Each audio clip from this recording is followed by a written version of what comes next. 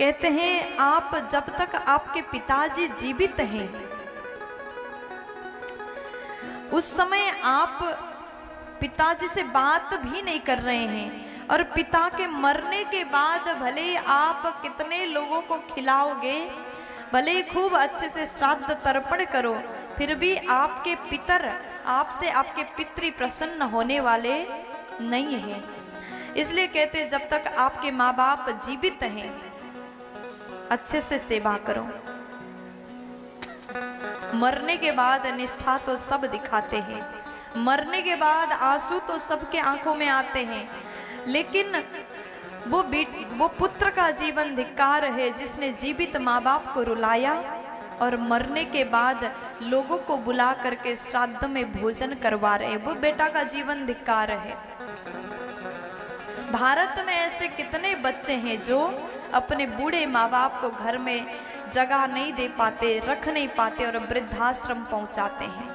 भारत जैसे भूमि पर वृद्धाश्रम होना ये हम सभी के लिए एक दुर्भाग्य की बात है। लोग कहते हैं हमने वृद्धाश्रम बनाया, ये कर रहे वो कर रहे हैं। वृद्धाश्रम बना करके तो लोग ऐसे बच्चों को मौका दे रहे हैं जो अपने माँ बाप को घर में रखना नहीं चाहते। और एक हिसाब से देखा जाए तो जिन्होंने वृद्धाश्रम चलाया वो एक अच्छा कार्य भी कर रहे, उपकार भी कर रहे हैं, क्योंकि जिन बच्चों को माँ बाप को घर से निकालना होता वो तो रोड में भी ले जाकर के छोड़ देते हैं।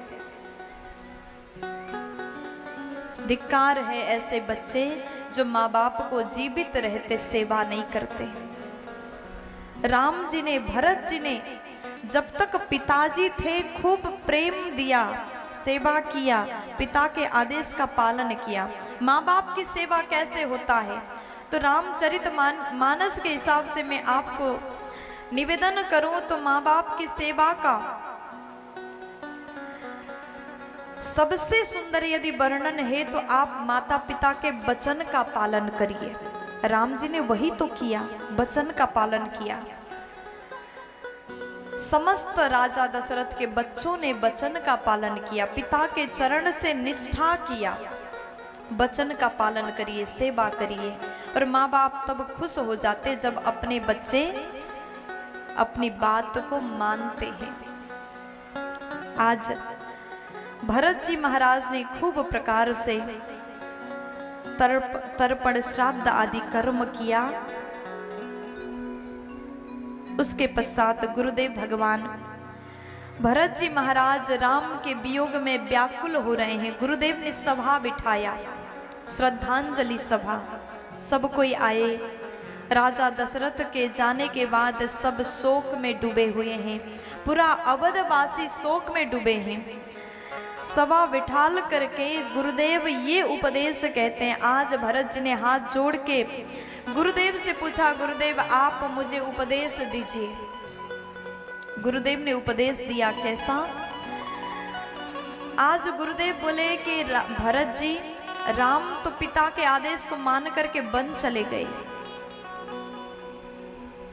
पिताजी के वचन को मान करके राम तो वन चले गए।